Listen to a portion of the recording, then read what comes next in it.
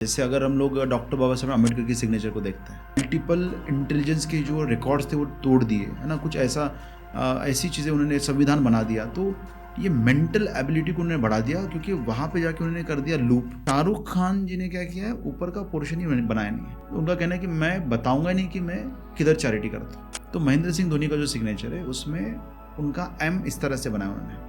तो माही जो लिखा है ये अपना खुद के स्टाइल के साथ कंफर्ट को बताता है। जितने भी बड़े लोग की आप बात कर रहे हो, शाहरुख खान, अमिताभ बच्चन, प्रियंका चोपड़ा, सचिन तेंदुलकर, जितने भी लोगों ने बहुत ज़्यादा पाया है, multiples of crores of thousands of जो भी मिला, इनकी सबकी सिग्नेचर आप देखोगे तो साइज बड़ा है। क्योंकि अगर हम कॉम्प्लिकेटेड सिग्नेचर कर रहे हैं तो हम हमारे माइंड को कह रहे हैं कि मुझको मेरे लाइफ में कॉम्प्लिकेशन चाहिए। सबसे बड़ी बात कि कुछ लोगों का फिर रिलेशनशिप टिक नहीं पाता है, तो उसके लिए क्या रीज़न हो सकता है? सबसे पहले तो मनी, क्योंकि हर लोगों का वही प्रॉब्लम है कि उनके पास पैसा नहीं आ रहा है और जो है वो भी टिक नहीं पा रहा है। Sudhir ji, welcome to Shrimant spiritual podcast. धन्यवाद।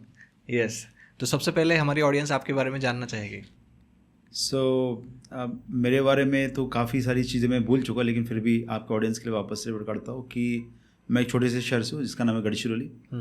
2002 में मैं मुंबई आया टू डू माई इंजीनियरिंग, और मैंने इंजीनियरिंग 2006 में पास आउट किया। ओके। और 2006 में मेरी लाइफ में एक अद्भुत साइंस है जिसका नाम था ग्राफोलॉजी, हैंड राइटिंग और स्पीच एनालिसिस।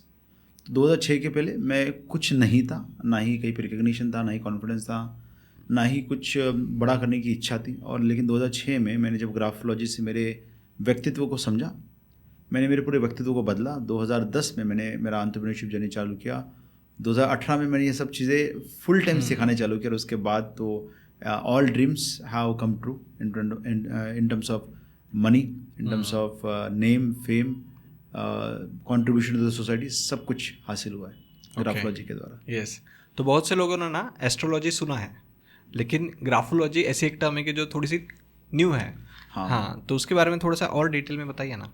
तो लोगों को जनरली, जो लोग मेरे पास भी आते हैं, वो जनरली ये पूछते हैं कि सिग्नेचर एनालिसिस सिखाओ।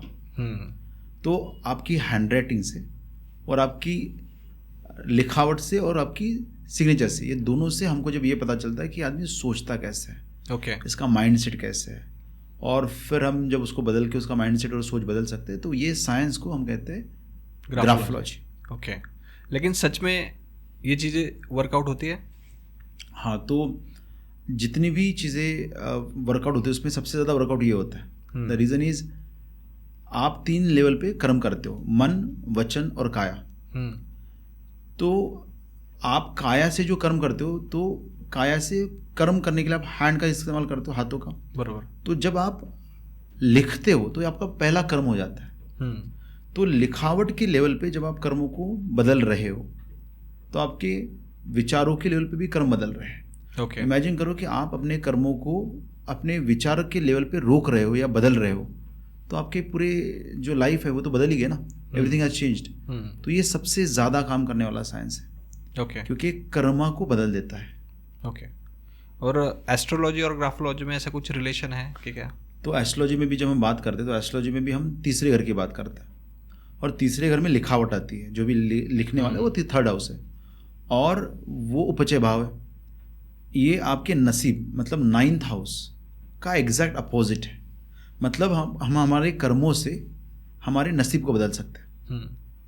तो वो कर्म कौन से है? वापस से लिखने का कर्म है। तो आपने की लिखावट अगर आप बदलोगी तो आपका भाग्य बदल सकता है। बराबर। तो ये एस्ट्रोलॉजी में वैसे कनेक्ट होता है कि 3rd हाउस है, तो भाग्य को बदलने के लिए अपनी लिखावट को बदलो। ओके, ऐसा है। अभी अगर समझो मैं आपको किसी की हैंडराइटिंग बताता हूँ, तो आप उससे उसकी पर्सनैलिटी जज कर सकते हो? बहुत आसानी से। ओके, एग्जाम्पल दे देता हूँ। जैसे अगर किसी भी व्यक्ति की राइटिंग का साइज बड़ा है, बड़ा कोई लिखता है, आपको दूर से दिखाई देता है कि उसने, आप पढ़ सकते हो बेसिकली, तो ये आदमी अपने आप को ज़्यादा एक्सप्रेस करता है। आपने कभी भी देखा होगा कि जितने भी लोग खुश होते हैं, जैसे आपने शोएब अख्तर को देखा होगा, तो जैसे उसको विकेट मिलता था, अपने दोनों हाथ फैला के वो ऐसे ऐसे एयरपेल की तरह जाता था, है ना, मतलब बाल बिखरते हुए। तो जब लोग खुश होते हैं ना तो वो एक्सपांड होते हैं, जब लोग दुखी होते हैं तो वो कॉन्ट्रैक्ट होते हैं। तो जब कोई व्यक्ति खुद को खुश रखना चाहता है, मज़ा करना चाहता है, ज़्यादा एक्सप्रेस करना चाहता है, तो वो बड़ा लिखता है। ओके उसका हैंडराइटिंग का साइज बड़ा होता है। तो ये बड़े हैंडराइटिंग साइज वाले लोग स्पेंड ज़्यादा करते हैं, बातें ज़्यादा करते हैं, उनको लेविश लाइफस्टाइल पसंद आती है, Okay. वो रिजल्ट ओरिएंटेड व्यक्ति होते हैं, ये बड़े हैंडराइटिंग होते हैं। वहीं पे आप अगर छोटा लिखना चाहो तो छोटा लिखने में आपको झुक के लिखना पड़ेगा, ज़्यादा फोकस करना पड़ेगा। तो छोटा लिखावट में क्या होता है, व्यक्ति का फोकस अच्छा होता है, ओके कॉन्सेंट्रेशन अच्छा होता है, वो इकोनॉमिक हो जाता है, पर इंट्रोवर्ट नेचर का होता है। तो ऐसे बहुत सारे ट्रेड्स हैं। तो ये तो बड़ी लेवल पे है। फिर माइन्यूट मतलब दो तरह से एनालिसिस होता है, एक होता है गेस्टॉल्ट, मतलब दूर से देखेंगे तो भी हम समझ रहे हैं। ओके दूसरा होता है ट्रेड मेथड, मतलब पास में जाएंगे एग्जैक्टली देखेंगे कैसा है, उससे भी फर्क पड़ता है, उससे भी पता चलता है। ओके लेकिन उसमें कुछ ऐसे कॉमन पैटर्न्स होंगे ना कि यानी एक ए का लेटर है या फिर जी का लेटर है, हाँ, उसको अगर वो स्पेसिफिक तरह से अगर लिखता है तो उससे उसकी पर्सनैलिटी ऐसी होगी, ऐसा कुछ बता सकते हैं आप? बहुत सारे। जैसे अगर हम लोग डॉक्टर बाबा साहब अम्बेडकर की सिग्नेचर को देखते हैं तो उनका डी लिखने का स्टाइल ऐसा है, मतलब ऐसा ऊपर की तरफ जाता है और वहाँ से फिर ऐसे करके वो बाकी लिखते हैं। तो जब कभी कोई भी व्यक्ति इस तरह से डी ऊपर लेके जाता है, देखो दो तरह से डी आप बना सकते हो। एक होता है आपने यहाँ से चालू किया, ऊपर गए और नीचे आए, ये नॉर्मल लोग बनाते हैं।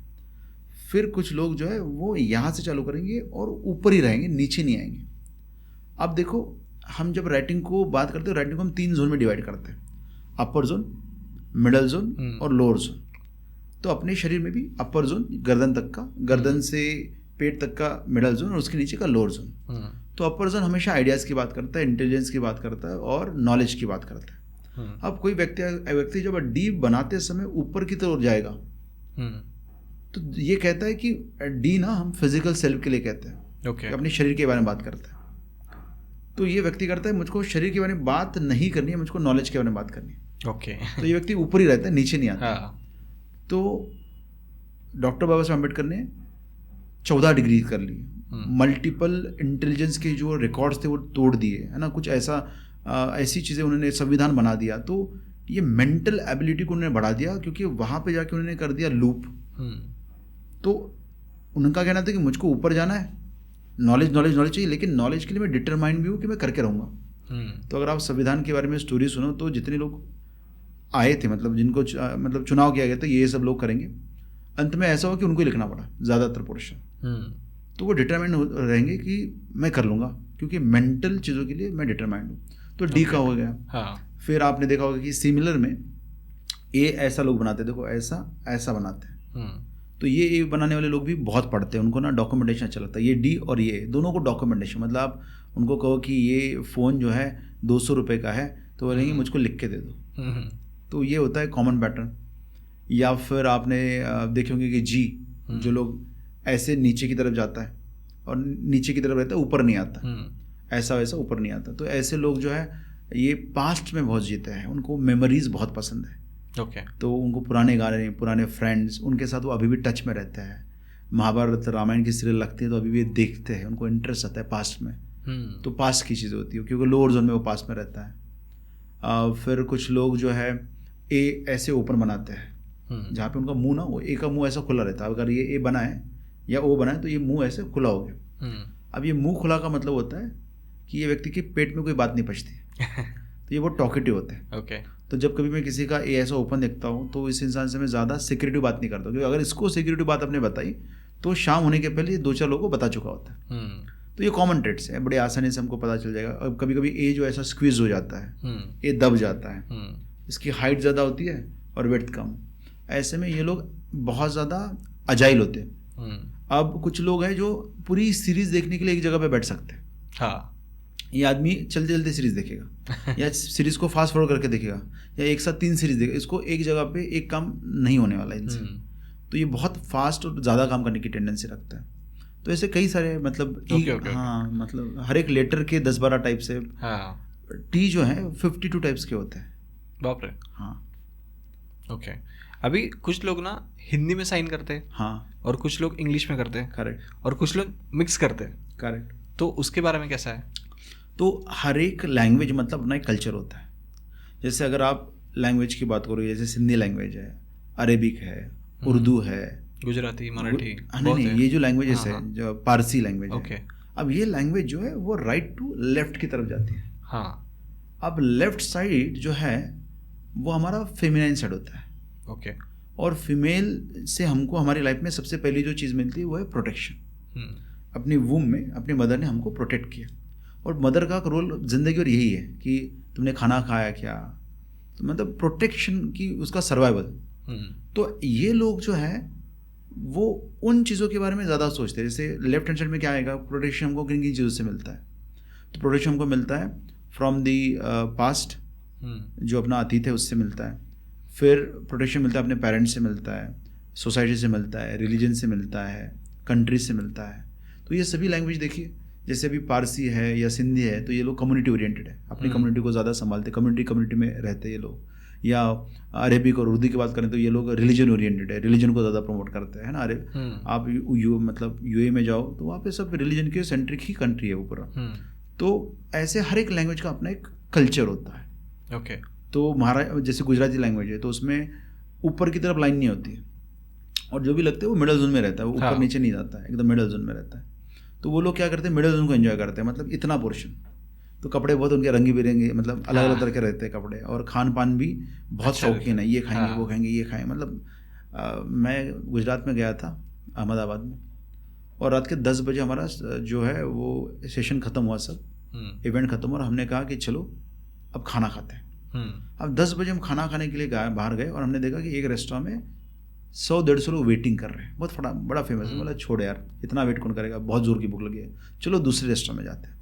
ऐसे करते करते हम लोगों ने कम से कम 10 रेस्टोरेंट ढूंढे, हर एक में वेटिंग था 100-150 लोगों का, और लोग रुके थे 1-2 घंटा के लिए रुकेंगे, मतलब ये है मज़ा करना उनके लाइफ में। तो ये मिडल जोन राइटिंग होती है उनकी। वही आप साउथ में जाओगे तो साउथ में जो राइटिंग्स है उसमें आपको ना ऐसा कर्वियर चीज़ें बहुत दिखेंगी। अब कर्व का मतलब होता है फेमिनाइन नेचर, जहाँ पे भी मस्कुलिन की बात होगी वहाँ पे एंगल्स आएंगे, स्ट्रेट लाइन आएगा। तो आप उनकी मूवीज़ देखो, वेरी वेरी फेमिनाइन, जहाँ पे हीरो चलता है और दुश्मन उड़ रहे हैं, इलॉजिकल है मतलब, पर उनको मज़ा आ रहा है, वो सिटियाँ बज रही है। अब देखो कितने ज़्यादा पागल हो जाते, कितने इमोशनल है वो लोग उन चीज़ों को लेके। तो अच्छा, जो फेमिनाइन होता है वही इंटेलिजेंट भी होता है। ओके। इसलिए ज़्यादातर ब्रेनी इंटेलिजेंट पीपल आपको साउथ में मिलेंगे, क्योंकि साउथ की लैंग्वेज में वो कर्वियरनेस ज़्यादा है। All chess players best of the quality, yes, south India. IT industry में ज़्यादातर, आईटी में भी जो बेहतरीन काम कर रहे हैं वो साउथ इंडिया से कर रहे हैं, बिकॉज उनका लैंग्वेज का स्क्रिप्ट ही ऐसा है।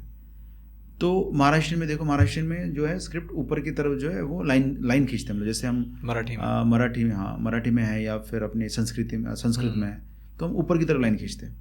अब ऊपर की तरफ लाइन खींचने का मतलब होता है कि मुझको इसका सपोर्ट चाहिए। तो महाराष्ट्रियन लोग में ना हमेशा फैमिली का सपोर्ट मेंटल लेवल पे चाहिए। हाँ, मतलब ऐसे नहीं कि महाराष्ट्रियन जो फादर फिगर्स है वो, या फादर है वो पैसे देंगे, हाँ, पर ऐसा है कि तुमको अगर प्रॉब्लम हुआ तो सुन के लेंगे। They are there for you, they may not be able to do something, but mental level पे कि हाँ भाई हम तुम्हारे लिए है, हाँ साथ में है। तो एक फैमिली में नहीं रहते लोग, मतलब जॉइंट फैमिली नहीं है, बट आजू बाजू में रह रहे ताकि मेंटली सपोर्ट कर पाए। ओके। तो ये जब हम अपनी खुद की लैंग्वेज में सिग्नेचर करते हैं तो हमारा कहना होता है भाई हम हमारे जैसे लोगों के साथ कंफर्टेबल है, तो हमको हमारी कम्युनिटी चाहिए। ओके। तो नरेंद्र मोदी जी भी सिग्नेचर जो करता है, उनकी 2 सिग्नेचर्स है, उसमें एक जो मैंने इंटरनेट पे देखी तो उसमें एक नरेंद्र मोदी ऐसे गुजराती में सिग्नेचर है, मतलब उनका क्लियरली ये कहना है भाई मैं मेरे लोगों के लिए सब कुछ करूँगा, फॉर माई पीपल। अब क्या होता है, माई पीपल का डेफिनेशन बदलते जाता है। जैसे अगर मैं अभी यूएस चला जाऊँ तो all Indians are my people, yes. अगर मैं दिल्ली चला जाऊँ तो all Maharashtrians are my people. अगर मैं पुणे में बैठा हूँ तो ऑल नागपुर और वो जो जिस एरिया से मैं वो दोज आर माई पीपल, है ना। तो अब क्या हो गया कि जैसे ही माई पीपल का डेफिनेशन इट विल वेरी, बढ़ गया ना। हाँ, बट सिग्नेचर जो है अगर आपने खुद की लैंग्वेज में किया, देवनागरी स्क्रिप्ट में किया, it means you want your kind of people, your tribe. इसलिए शरद पवार जी का सिग्नेचर बोलो या फिर द सिग्नेचर ऑफ बाला साहब ठाकरे जी का बोलो, तो उनका सिग्नेचर कैसा है, मराठी में। तो अल्टीमेटली उनको क्या हुआ कि उनके खुद के रीजन से सपोर्ट ज़्यादा मिला, ओके, उनके खुद की लैंग्वेज का सपोर्ट उनको ज़्यादा मिला। ठीक है, अब यहीं पे अगर आप इंग्लिश में सिग्नेचर करते तो इंग्लिश में यू से कि I am open for global audience, क्योंकि English is a global language. अब इन दोनों को मिक्स कर दोगे तो यहाँ पे क्या 2 संस्कृतियाँ साथ में जुड़ रही हैं। तो आप कहते हो कि मैं आधा इंग्लिश हूँ और आधा हिंदी हूँ, तो यहाँ पे होगा थोड़ा सा फ्रिक्शन। ओके। यही कारण है कि इन लोगों के अक्सर लोगों के साथ झगड़े होते हैं। कई बार तो ये लोग झगड़ों में इतना आगे जाते हैं कि कोर्ट केस तक पहुंच जाते हैं। आप देखो जितने भी लोगों की बायलिंगुअल या मल्टीलिंगुअल सिग्नेचर है, उन्होंने कोर्ट केस किए। अमीषा पटेल जो है पटेल लिखती है, उन्होंने अपने फादर के ऊपर ही कोर्ट केस कर दी। तो ये ऐसा सिग्नेचर का लैंग्वेज मैटर करता है। मेरी साइन भी बाइलिंगुअल थी, तो अभी मुझे वो चेंज करना पड़ेगा। हाँ, अपना लास्ट टाइम बात हुआ था रिगार्डिंग की बाइलिंगुअल है। हाँ। तो क्या होता है ना, कॉन्फ्लिक्ट हमेशा यहाँ पे द्विधा मनस्थिति में होता है, इधर जाओ या ये करूँ, ये करूँ या ये करूँ, और हमेशा आर्गुमेंटेटिव मोड में रहते, क्योंकि उनके माइंड में ना दो कल्चर चलते रहते। अब ये होता इसलिए क्योंकि उन्होंने अपने पास्ट में ना अपने फादर और मदर को दो अलग तरीके के लोगों की तरह देखा होता है कि फादर बहुत रिच है, मदर बहुत पुअर बैकग्राउंड से, या मदर बहुत रिच है और फादर बहुत पुअर बैकग्राउंड से। तो ऐसे में द प्रॉब्लम इज कि दो अलग माइंडसेट से उसका ट्रेनिंग हुआ है, तो दो माइंडसेट का फ्रिक्शन हमेशा उनकी लाइफ में चालू होता है। ओके। यानी कुछ करना भी है बड़ा, और जो पीछे है उसको भी छोड़ना नहीं है। हाँ, ऐसा हमेशा। तो कॉन्फ्लिक्ट उनके अंदर है, तो कॉन्फ्लिक्ट वो बाहर ढूंढते हैं और उनको मिलता भी है। बराबर है। ओके, अभी हम कुछ फेमस पर्सनैलिटीज लेंगे और उनकी साइन में क्या छुपा है वो देखेंगे। ओके। सबसे पहले शाहरुख खान। तो शाहरुख खान का सिग्नेचर में है अबंडेंस ऑफ वेल्थ। सबसे बड़ी बात, अगर आप उनका एस देखोगे, शाहरुख खान का एस, तो आपको वो एस लगेगा ही नहीं, क्योंकि एस में ना दो पोर्शन बनते हैं। एक होता है ऐसा वाला पोर्शन और दूसरा होता है नीचे वाला पोर्शन। तो जो ऊपर वाला पोर्शन होता है, it is about speaking sympathy. मतलब मैं तुम्हारे साथ प्यार से बात करूँगा, तुमको खाना खिलाऊंगा, तो ये खाना खाइए। ये जो सिंपैथेटिक वर्ड्स है, ये जो वर्ड्स है, वो ऊपर वाले पोर्शन में आते हैं। ओके। अब नीचे वाला जो पोर्शन होता है, इट इज़ अबाउट एग्जीक्यूशन, कि मैंने बोल तो दिया है खाना खाओ, खाना देना भी तो ना, प्यार से देना है। तो शाहरुख खान जी ने क्या किया है, ऊपर का पोर्शन ही बनाया नहीं है। उनका कहना है कि मैं बताऊंगा नहीं कि मैं किधर चैरिटी करता हूँ। तो आज तक देखो, कितनी भी उनकी इंटरव्यूज़ देखो, उनके इंटरव्यूज़ में उन्होंने कभी भी ये नहीं कहा है कि मैंने किसको दान दिया, कहाँ पे दान दिया। He has never spoken about it. Okay. और उन्होंने एक स्टेटमेंट बोला था कि मेरे को यही सिखाया कि नेकी कर दरिया में डाल, उसके अंदर बातचीत नहीं करते। अब ये जो नीचे वाला पोर्शन है वो है देने का, और यूनिवर्स का रूल है कि जो दोगे वो मल्टीप्लाई होके वापस आएगा, क्योंकि ये सर्कल है। तो देते इतना ज़्यादा है कि तो अबंडेंस ऑफ वेल्थ जो हम कहते हैं ना कि उनके पास आया है, उन्होंने क्रिएट किया है, it is because of that mind set कि मैं दूंगा इतना कि आएगा वो अनगिनत। ओके। देन महेंद्र सिंह धोनी। तो महेंद्र सिंह धोनी का जो सिग्नेचर है, उसमें उनका एम इस तरह से बनाया उन्होंने। तो एम जनरली आप जब देखोगे किसी भी लैंग्वेज में, तो एम में आता है वी, लेकिन उनका वी नहीं, उनका ऐसा कर्व बनता है, और यहाँ पे लूप है, दोनों साइड पे, दोनों एंड पे लूप बनते हैं। तो लूप जो है उनके अपर जोन में चले जाते हैं सिग्नेचर में। लूप का मतलब होता है कॉम्प्लिकेशंस। ओके। जैसे शादी का होता है गठबंधन, शादी में भी लूप बनाते हैं हम लोग, है ना, और वहाँ पे होते हैं कॉम्प्लिकेशंस। तो जहाँ पे भी गठबंधन होगा वहाँ पे कॉम्प्लिकेशंस रहते हैं, लेकिन कॉम्प्लिकेशन से ही चीज़ें स्ट्रांग होती है। अगर आप नॉटिंग नहीं करोगे, आप लूप नहीं बनाओगे, तो चीज़ें उतनी स्ट्रांग भी नहीं बनेगी। अब उनका जो लूप बनता है वो अपर जोन में बनता है, तो उनके पास आइडियाज़ जो है ना वो कॉम्प्लिकेटेड आएंगे, लेकिन आइडियाज़ बहुत आएंगे। ओके। ठीक है, और बड़े आइडियाज़ आएंगे, लोगों को लगेगा ये क्या क्रेजीनेस, ये क्या पागलपन है, बट उनके पास आएंगे। और दूसरा है उनका ऐसा एम, इसको बोलते हैं यू वाला है, म्यूड एम बोलते हैं हम उसको, यूड एम। तो जो एंगल होता है वहाँ पे आप बहुत एनालिटिकल हो जाते हो कि ये ऐसा क्यों, ये वैसा क्यों।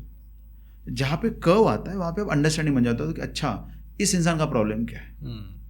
तो एनालिसिस में आप मतलब एनालिसिस आप बहुत मैथमेटिकल हो जाते हो, लेकिन यू में आप कर्व में आप अंडरस्टैंडिंग वाले हो जाते हो, इमोशनल हो जाते हो। तो यहाँ पे महेंद्र सिंह धोनी को ये एबिलिटी मिलती है, वैसा जो उनका माही जो सिग्नेचर वो करते हैं, ऑटोग्राफ जो करते हैं, ऑटोग्राफ भी सिग्नेचर ही होता है। तो माही जो सिग्नेचर है वहाँ पे इनकी ability to understand other person is fantastic. Okay. आपने देखा होगा कि कोई भी प्लेयर दे दो, महेंद्र सिंह धोनी को कोई भी प्लेयर दे दो, जब उनके अंडर वो परफॉर्म करता है ऐसा लगता है ये इंटरनेशनल प्लेयर है। तो मतलब जोगिंदर शर्मा से उन्होंने लास्ट बॉलिंग को ओवर करवाया और वो सक्सेस हाँ। मतलब इमेजिन है ना, उन्होंने उसके बाद क्रिकेट भी नहीं खेला, हाँ। अब पुलिस में है वो। तो इनका जो अंडरस्टैंडिंग है of the cricket, of the person, of the bowler, of the pitch, वो अंडरस्टैंडिंग एक डिफरेंट लेवल पे जाता है because of this kind of है। ओके। हाँ, और उसमें वो लिखते हैं माही। तो माही जो लिखा है ये अपना खुद के स्टाइल के साथ कंफर्ट को बताता है, लेकिन माही उन्होंने आधा लिखा है, उनका पूरा नाम है महेंद्र सिंह धोनी। तो जब कोई भी व्यक्ति आधा सिग्नेचर करता है ना तो अपने आप से ज़्यादा कंफर्टेबल नहीं होता है। अब देखो ये बड़ा स्टेटमेंट बोल रहा हूँ मैं, तो ऐसे में मतलब अपने आप को ज़्यादा कंफर्टेबल नहीं है पब्लिक में एक्सप्रेस करने के लिए, क्योंकि signature is a public image. तो यहाँ पे क्योंकि वो आधा सिग्नेचर कर रहे हैं, वो ज़्यादा मीडिया में आती नहीं है, मीडिया शाय है, खुद को ज़्यादा एक्सप्रेस नहीं करते। मतलब कॉन्फिडेंट पर्सन है अबाउट अवर जोन है personality and all, but public में नहीं करते। नहीं पब्लिक में आना नहीं चाहिए। शो ऑफ का मतलब शो ही नहीं करते, शो ऑफ तो अलग बात है। तो पब्लिक में आना नहीं, क्योंकि माही लिखते सिर्फ, पूरा सिग्नेचर नहीं कर रहे, महेंद्र सिंह या महेंद्रा पूरा नहीं लिख रहे, तो doesn't want to come in front of people. Okay. तो पूरा लोग जो करते हैं ना वो चाहते हैं कि यार मेरी पूरी पर्सनैलिटी लोगों के सामने आ जाए, और जो आधा करते यार थोड़ा सा अनकंफर्ट है, मतलब ज़्यादा नहीं आऊँगा, थोड़ा सा आऊँगा ऐसा। अभी मैं आपको लोगों की लाइफ से रिलेटेड कुछ प्रॉब्लम्स बताऊंगा और उस हिसाब से आप बताइए कि उनके सिग्नेचर में क्या मिस्टेक्स है। ओके। सबसे पहले तो मनी, क्योंकि हर लोगों का वही प्रॉब्लम है कि उनके पास पैसा नहीं आ रहा है, और जो है वो भी टिक नहीं पा रहा है। तो टेक्निकली स्पीकिंग इस दुनिया में ना अबंडेंट मनी, मतलब पैसा बहुत है, और ये मैं एक ज़माने में मुझको भी इस बात पे बिलीव नहीं होता था, बिकॉज मैं भी ऐसे ही स्ट्रगल कर रहा था। लेकिन आज मैं पीछे मुड़ के जब देखता हूँ तो मुझको मेरी उस बेवकूफ़ी में हंसी आती है कि मुझको लगता था यार बहुत मुश्किल है पैसे बनाना वगैरह। तो जो सबसे इम्पोर्टेंट एस्पेक्ट है to manifest lot of money is to ask for lot of money. Okay. तो लोग ना मांगते नहीं हैं, मतलब it's like their dreams are very small, बहुत छोटे सपने हैं लोगों के। या तो जब मांगोगे तो उसके लिए रिस्क लेना पड़ेगा, है ना, तो फिर रिस्क नहीं लेते, और रिस्क लेते तो कंसिस्टेंट नहीं लेते, ऐसी बहुत सारी चीज़ें उसमें, एक्शन भी नहीं लेते, अभी मोस्ट ऑफ द पीपल जिनके लाइफ में पैसे की कमी है, उनका रीज़न है size of the hand writing and size of the signature. Okay. तो कई सारे लोगों का जो सिग्नेचर का साइज है वो छोटा है। अगर मैं सिग्नेचर मेरी खुद के बारे में बात कर रहा हूँ कि मैं ऐसा हूँ, तो हमको दो तरह से पैसे मिलते हैं कभी भी। एक होता है कि मैं जो मांग रहा हूँ, और दूसरा है सामने वाला जो देना चाहता है। दोनों में से जो लोएस्ट रहेगा वो मिलेगा। तो मैं सोसाइटी को कहता हूँ कि मैं इतना बड़ा इंसान हूँ, क्योंकि मेरी सिग्नेचर सोसाइटी के साथ कम्युनिकेशन है। लेकिन सोसाइटी मुझको छोटा व्यक्ति समझेगी तो सोसाइटी कम पे करेगी। और अगर मुझको लगता है मैं छोटा सा इंसान हूँ और सोसाइटी की नज़र में कितना भी कुछ रहे, मैं मांगूंगा ही कम तो मुझको कम मिलेगा। तो मेरा कहना हमेशा ये रहता है, एक चीज़ तो हमारे कंट्रोल में है ना, हाँ, मांगना। हाँ। तो आप सिग्नेचर का साइज़ बढ़ा दो। अगर आपका सिग्नेचर बड़े साइज़ का बनता है, मतलब आप बोल रहे हो कि मैं बड़ा हूँ और मुझको बड़ी चीज़ें चाहिए। जितने भी बड़े लोगों की आप बात कर रहे हो, शाहरुख खान, अमिताभ बच्चन, प्रियंका चोपड़ा, सचिन तेंदुलकर, जितने भी लोगों ने बहुत ज़्यादा पाया है, multiples of crores of thousands of जो भी मिला उनको, इनकी सबकी सिग्नेचर आप देखोगे तो साइज़ बड़ा है। तो पैसा नहीं है क्योंकि आप मांग नहीं रहे हो ज़्यादा। ओके। मांग रहे हो तो फिर काम नहीं कर रहे हो, और काम कर रहे हो तो कंसिस्टेंट नहीं कर रहे हो। तो इन तीनों का अगर कॉम्बिनेशन करोगे तो गारंटी है कि पैसे आपके लाइफ में बहुत बड़े लेवल पे मैनिफेस्ट हो जाएंगे। अब कुछ लोगों के पास पैसा तो होता है लेकिन उनकी हेल्थ साथ नहीं देती है, तो उनका क्या प्रॉब्लम है? अभी अगर 100 सिग्नेचर में देखेंगे तो उसमें बहुत सारी जगह पे बहुत सारी चीज़ें होगी। आप इमेजिन करो कि 26 लेटर्स होते हैं और हर एक लेटर की मल्टीपल वेरिएशंस हैं, तो अलग अलग जगह पे प्रॉब्लम्स आ सकते हैं। तो हेल्थ के लिए तो मतलब इट्स नॉट कि ऐसा एक ही फॉर्मेट नहीं है, एक ही चीज़ नहीं कि इसके कारण हेल्थ इशू आएगा। बट मैं एक छोटी सी बात बोलूँगा कि अगर आपकी सिग्नेचर क्लियर है तो आपको हेल्थ इश्यूज कम आएंगे। Okay. Compare to the people who have complicated signature. आप कॉम्प्लिकेटेड लोगों सिग्नेचर के लोगों के लाइफ में बहुत सारे हेल्थ इश्यूज देखोगे, तो वो है हेल्थ के लिए। ओके। यानी सिंपल रखना चाहिए सिग्नेचर, ज़्यादा कॉम्प्लिकेशन नहीं होना हाँ, चाहिए। क्योंकि अगर हम कॉम्प्लिकेटेड सिग्नेचर कर रहे हैं तो हम हमारे माइंड को कह रहे हैं कि मुझको मेरे लाइफ में कॉम्प्लिकेशन चाहिए।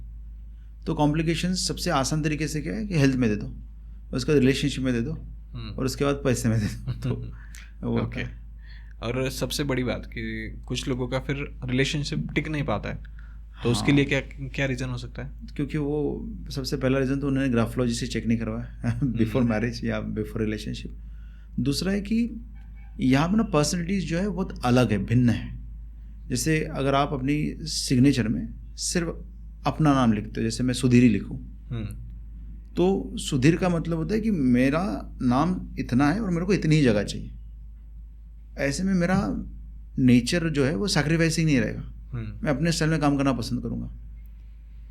तो ऐसा कोई व्यक्ति मेरे लाइफ में आता है जो वैसे ही लिखता है, वो भी अपना नाम लिखता है।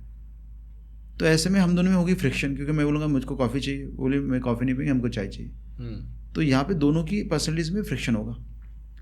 और यदि अगर मैं सिर्फ एस लिखता हूँ और वो सामने वाला व्यक्ति पूरा नाम लिखता है, तो वो तो अपनी स्टाइल में डोमिनेट कर रहा है और मुझको सफोकेशन हो रहा है, यार मुझको हमेशा सैक्रिफाइस करना पड़ रहा है। तो कहीं ना कहीं अलाइनमेंट होना बहुत ज़रूरी है दोनों व्यक्तियों में। कभी किसी का हैंडराइटिंग साइज़ बहुत बड़ा है और पार्टनर का सिग्नेचर का साइज़ या हैंडराइटिंग का साइज़ बहुत छोटा है। अब ये बहुत है outgoing kind of person, हर रोज आके बोलेगा चलो बाहर चलते हैं, घूमने फिरने जाते हैं, और वो आदमी बोलेगा अदर पर्सन विल से मुझको घर पे रहना है। तो जब आप किसी के साथ रिलेशनशिप बना रहे हो, तो अगर आप सिमिलर माइंडसेट के साथ के लोगों के साथ अगर रिलेशनशिप बनाओ जिनका सिमिलर थॉट प्रोसेस है, ऐसा नहीं कि पर्सनली एग्जैक्टली सिमिलर रहेगी, एटलीस्ट विचारधाराएँ, हैबिट्स या जो है ना लाइकिंग, अगर वो मैच करें ना, तो थोड़ा सा रिलेशनशिप टिकने का जो पॉसिबिलिटी वो बढ़ जाता है। कहीं ना कहीं एक कोई तो भी एंकर चाहिए। जैसे मेरी जब शादी हुई थी तो मुझको ग्राफोलॉजी आता था, तो मैंने मेक श्योर किया कि मेरी वाइफ को भी ग्राफोलॉजी है, तो हमारा एक एंकर बन गया। हम दोनों ने मिलकर ग्राफोलॉजी का क्लास वापस से रिपीट किया, तो हम दोनों की लाइफ में क्या है कि एक एंकर बन गया कि अरे हम at least we can talk about graphology as a partner. तो हम दोनों के लिए वो था। तो ऐसे अगर सेम कहीं तो भी एक ऐसा होना चाहिए कि दोनों का लाइकिंग या इंटरेस्ट सेम है, तो थोड़ा पॉसिबिलिटी जो बढ़ जाता है। सिमिलर पर्सनैलिटीज है तो अच्छा है। किसी भी व्यक्ति का बहुत स्ट्रॉन्ग पर्सनैलिटी और किसी का बहुत वीक है, ऐसे में फ्रिक्शन जो है वो ज़्यादा रहेंगे हमेशा। अभी बातें करने को तो बहुत सारी बातें हैं, बहुत ज़्यादा है। हाँ, ग्राफोलॉजी एक मुझे बहुत ही ज़्यादा डीप सब्जेक्ट है, क्योंकि 26 लेटर है, उसके फिर अलग अलग स्टाइल्स, उसके फिर बाद अंडरस्कोर, डॉट्स वगैरह बहुत सारा। यस, तो हम क्या करते हैं, अगर इस वीडियो को लोगों का अच्छा रिस्पॉन्स आता है तो इसकी एक सीरीज हम बनाएंगे, और इस वीडियो में जो लोग क्वेश्चंस देंगे उसके आंसर भी हम देंगे, अपनी अपनी सिग्नेचर भेजेंगे, अगर आपका ईमेल आईडी जो भी रहेगा उसके ऊपर, तो नेक्स्ट पॉडकास्ट में हम उनको क्वेश्चन का आंसर भी दे सकते हैं और उनकी सिग्नेचर को डिकोड करके बता सकते हैं कि ऐसा सिग्नेचर करने से होता क्या है। तो thank you so much Sudhir ji, thank you very much for inviting us. Yes, तो फिर से मिलेंगे एक नए पॉडकास्ट में, डेफिनेटली।